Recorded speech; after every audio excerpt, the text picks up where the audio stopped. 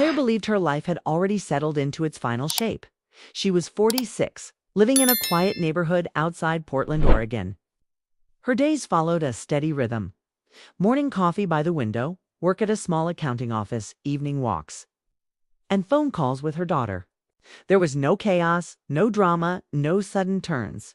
After her divorce years ago, Claire had learned how to enjoy calm. She liked it this way. Calm felt safe. Her daughter Emily was the bright center of her life. Emily was 23, smart, independent, and finally stepping into adulthood. Claire was proud of her in the quiet way that never needed words. She had raised her alone after the divorce, working long hours and choosing responsibility over regret. Now Emily had her own apartment, her own plans, and recently, a serious boyfriend. That boyfriend's name was Noah. Claire first heard about him through Emily's excited calls. Noah was thoughtful. Noah listened. Noah didn't rush things. Claire smiled during those calls, happy that her daughter had found someone kind. She never imagined Noah would matter to her in any other way. The first time Claire met him was on a rainy Sunday afternoon.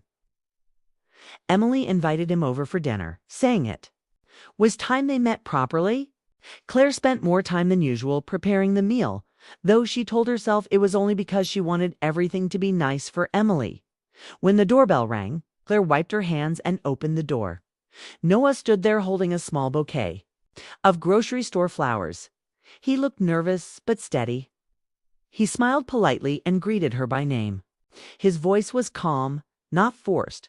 Something shifted inside her. It wasn't attraction in the way movies described. It was a quiet awareness, a noticing. The way his eyes met hers without hurry. The way he stepped inside and thanked her sincerely. Not just out of habit. During dinner, Noah spoke with respect. He didn't interrupt. He laughed softly, never trying to take attention. He listened to Emily with full focus, and when he spoke to Claire, he included her, asking about her work, her hobbies, her thoughts. Claire noticed things she hadn't noticed in anyone for a long time. She hated herself for noticing. The evening passed quickly. Noah helped clear the table without being asked. He washed dishes alongside Emily, sleeves rolled up, talking easily. Claire watched from the doorway, feeling something warm and uncomfortable settle in her chest. When Noah said goodbye, he thanked Claire again for the meal and looked at her just a second longer than necessary. It was innocent, polite, yet it lingered after they left. The house felt too quiet. Claire stood alone in the kitchen, hands resting on the counter. She felt unsettled, like something inside her had been woken up after years of sleep. She reminded herself firmly that this feeling was wrong. Noah was Emily's boyfriend. He belonged to Emily's life, not hers. That night, Claire couldn't sleep well. Her thoughts moved too fast. She replayed the dinner in her mind, not because of Noah himself, but because of how she had felt. Alive, seen, awake, she told herself. It was just loneliness. That was normal at her age. That it would pass. But it didn't. Single quotes too. Over the next few weeks, Noah became a regular presence. He joined family lunches, helped Emily move furniture, fixed a loose cabinet hinge in Claire's kitchen. He never crossed a line, never said anything out of place. That somehow made it harder. Claire found herself learning his habits without trying. He drank his coffee black. He listened more than he spoke. He always showed up on time. He noticed small details, like the way Claire kept old photo frames on the shelf, or how she preferred quiet music in the background. Claire kept her distance carefully. She spoke kindly but briefly. She smiled but never leaned in. She reminded herself again and again, this is my daughter's life. Do not interfere. Still, something inside her resisted letting go. One evening, Emily called Claire, sounding tired. She spoke about work stress, about small arguments with Noah. Nothing serious, just the normal strain of two people learning how to fit together. Claire listened, offering advice carefully, never letting her own feelings shape her words. When the call ended, Claire sat in silence, holding the phone in her hand. She realized with a sudden ache that she understood Noah's quiet nature in a way Emily did not. That understanding frightened her. She began to avoid situations where she might be alone with him. If Noah came over, Claire stayed busy. She ran. Errands, she cleaned rooms that were already clean. She created space. But life doesn't always respect plans. One afternoon, Noah came by alone to return a book Emily had borrowed. Emily wasn't home yet. Claire opened the door and hesitated, then stepped aside to let him in.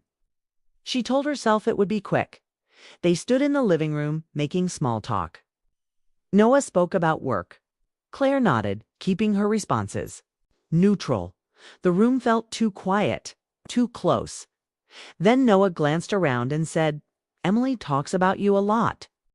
Claire felt her breath catch slightly. "She does." "She admires you," Noah said simply. "She says you're strong." The word landed heavily. Claire smiled, her voice steady. I just did what I had to do." Noah looked at her thoughtfully, then said, "You raised her well." That was the moment Claire knew she was standing on dangerous ground. She felt seen again, truly seen. Not as a mother, not as a role, but as a person. And she knew she could not allow that feeling to grow. She stepped back gently and nodded. "She deserves the best," she said, "and you should give it to her." Kami smiled, unaware of the storm behind her calm expression. He thanked her and left soon after. When the door closed, Claire leaned against it, her heart racing. She felt both relief and sadness. Relief that nothing had happened. Sadness that something had almost mattered. That night, Claire sat by the window watching city lights blur against the glass. She understood something clearly then. Feelings were not choices, but actions were. Wanting something did not mean having the right to reach for it. Noah was not hers. He never would be. And accepting that truth was the first real test of the calm life she claimed to love. Outside, the rain returned softly, washing the streets clean. Inside, Claire made a silent promise to herself to protect her daughter's happiness. Even if it meant carrying her own feelings alone, that promise would not be easy to keep. Claire thought she had mastered her feelings. She told herself that keeping distance from Noah was enough, that liking him quietly from afar was harmless. Weeks had passed since that day he returned the book. She kept her life in order: work, errands, evening walks, phone calls with Emily. Noah continued to appear naturally in their lives. Always polite, always careful, never crossing lines. And yet every visit felt heavier than before. Not in a dangerous way, but in a way that reminded her she could feel deeply, unexpectedly. Even when life had taught her restraint. One Saturday afternoon, Claire was in the kitchen preparing lunch. When Emily called, her voice tense. She was frustrated with small arguments and miscommunications with Noah. Nothing serious. But it was the kind of stress that left a mark on young hearts. Claire listened patiently, offering advice, reassuring her daughter with warmth and clarity. She wanted to help. But her words carried an undertone of something unspoken, a deep understanding of Noah's character, his gentleness, his patience, his respect. Claire realized she knew him in ways Emily could not yet see. That thought startled her. She quickly shoved it aside, reminding herself that Noah was not hers to know in that way. He belonged to Emily. The following week, Noah came over again, this time unexpectedly. Emily had been called into a meeting at work. Claire opened the door, surprised but composed. "Hi, Noah," she said. Her voice was calm, but her heartbeat quickened. She told herself it would be a short, neutral conversation. Noah handed her a small package, a gift Emily had asked him to leave with her, and they began talking about simple things. The weather, the city, work. Everything remained ordinary. But ordinary had started to feel intense. Then he paused and said something that lingered longer than it should have. "Your daughter talks about you a lot," he said. Claire froze slightly. Her mind immediately spun, was this harmless? Was it a compliment or a warning? She chose to stay neutral. She does. She replied softly, careful not to let any other emotion escape. Yes, Noah said. She says you're strong, that you've taught her so much about life and kindness.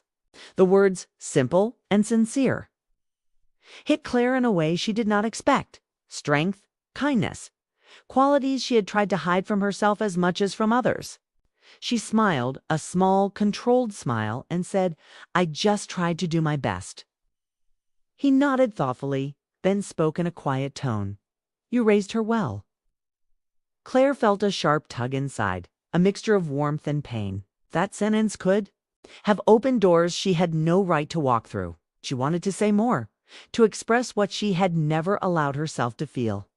But she didn't. She only nodded, keeping her distance. The conversation ended naturally, and Noah left soon after. Claire stood by the door, listening to his footsteps fade down the street.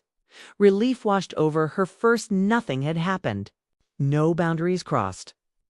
But then a quiet ache settled in her chest. She realized how deeply she cared, not about him being with her, but about him existing in her life in any meaningful way. The irony was cruel. She was proud of her restraint, proud of the choice to protect Emily's happiness. Yet that pride carried a bittersweet edge. Over the next days, Claire noticed her feelings sharpening. She observed Noah closely in subtle ways, the way he adjusted, his shirt when nervous, the way he laughed softly at Emily's jokes, the quiet patience he showed in small, ordinary moments. She began to see that her own heart could respond to gentleness as easily as it had once responded to passion. This realization was dangerous in its subtlety. She recognized the thrill of being understood, of being noticed, of sharing unspoken space with someone who could see her clearly. She told herself firmly Noah was Emily's. She would not cross the line. She would not act on feelings that did not belong to her. One evening, Claire decided to take a long walk to clear her mind.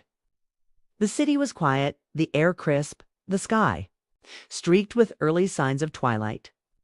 Her thoughts circled around Noah, around Emily, around the strange tension that had begun to exist in the quiet corners of her life. She realized that liking someone quietly, without acting, could feel almost as vivid as love itself. The difference was the choice, the ability to restrain desire for the sake of something larger. She smiled faintly, understanding that this was its own kind of strength. Later that week, a small crisis at Emily's apartment required Claire's immediate attention. Noah had come along to help move a few pieces of furniture.